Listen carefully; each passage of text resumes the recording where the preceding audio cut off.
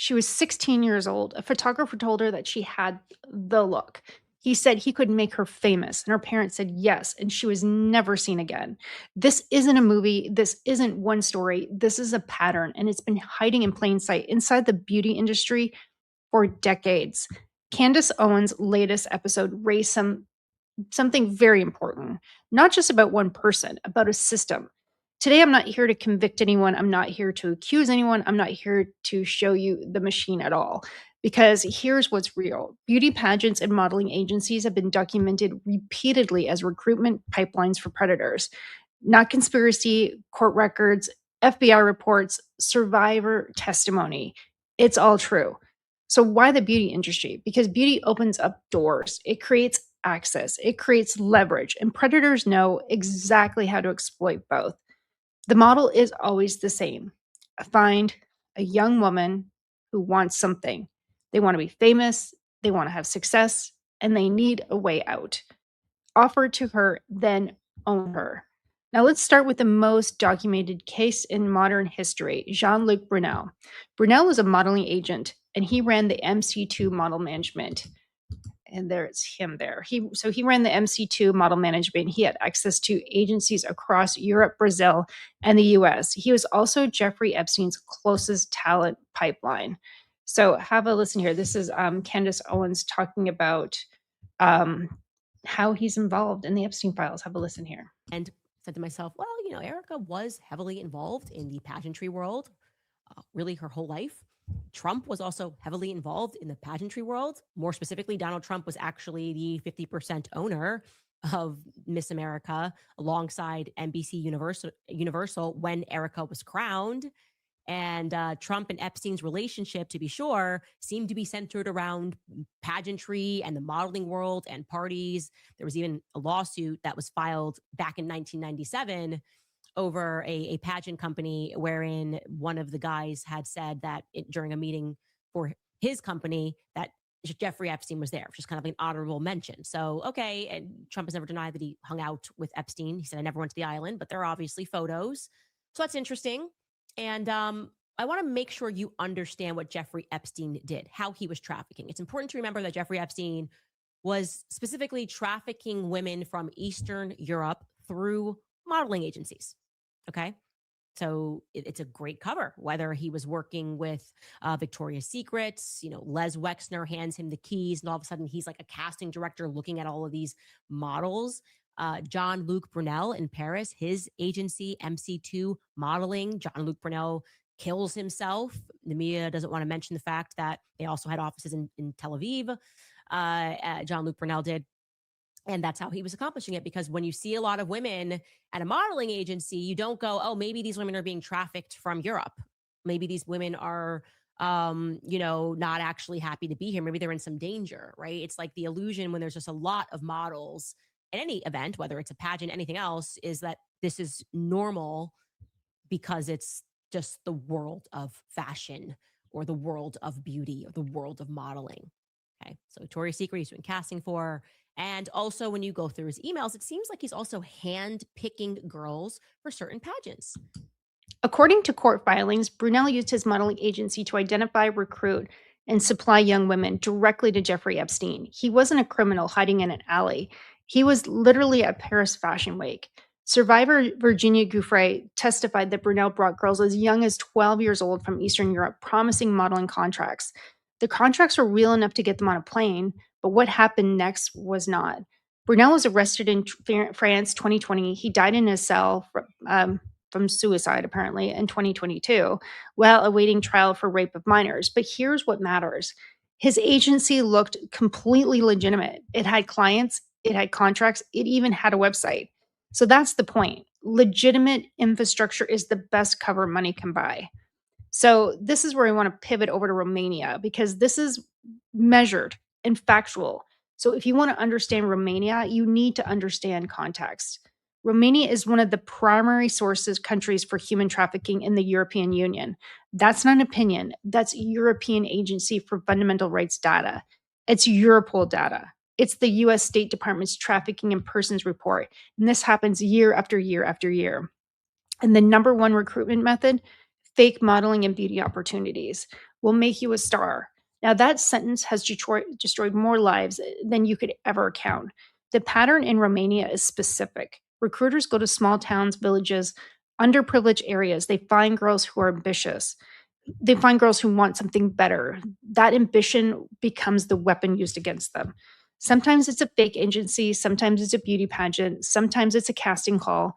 The destination varies. Western Europe, the UK, the US, the outcome too often is pretty much all the same.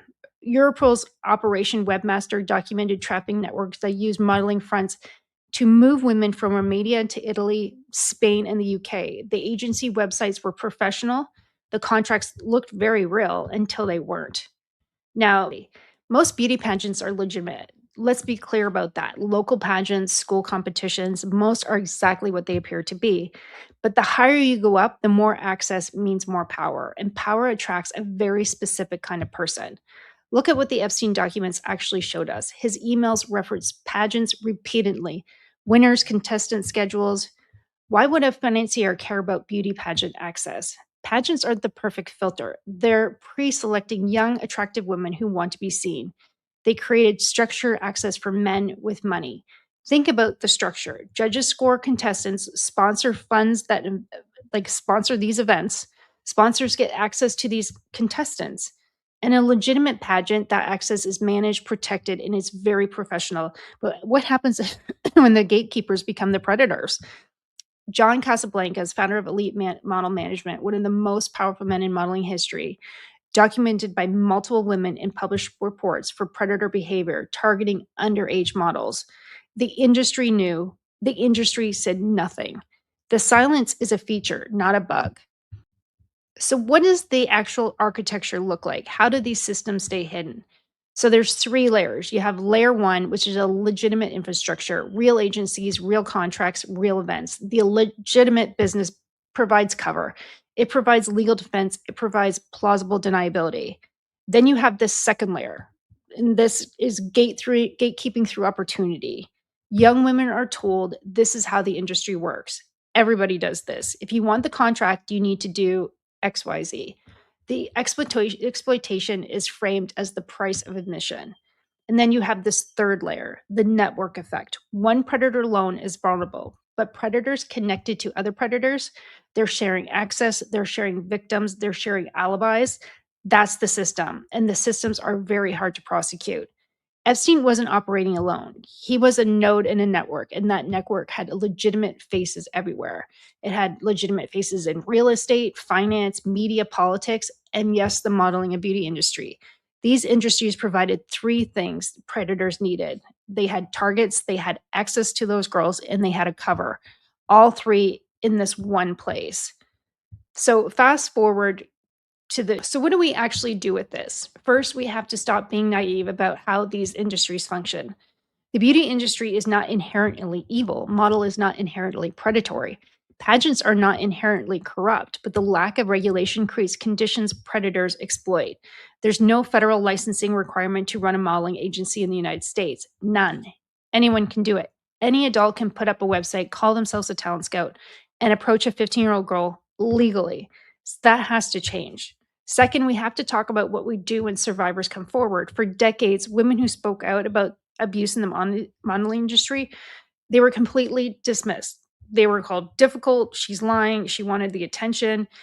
We did that. Our culture did that, and it gave predators 30 more years. Third, and this is very critical, we have to follow the money and the access, not just the individual actors, the systems that made them possible. Candace episode today raised questions, and I'm not here to answer definitively.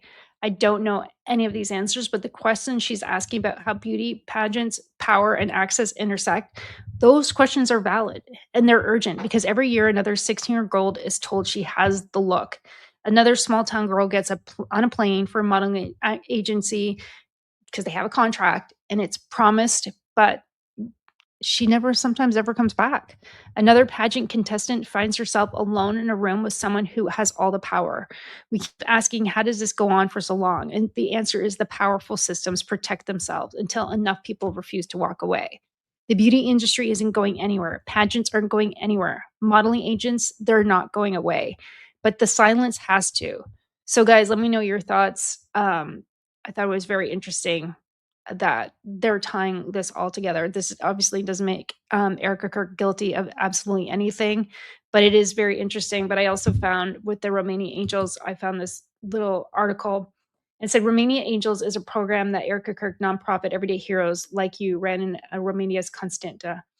Though very little record of the program exists, an article on Arizona Foothills from 2024 records the organization running a Christmas wish list for children in Romania. However, the organization has been the center of a major controversy, especially amid allegations that it was involved with child trafficking.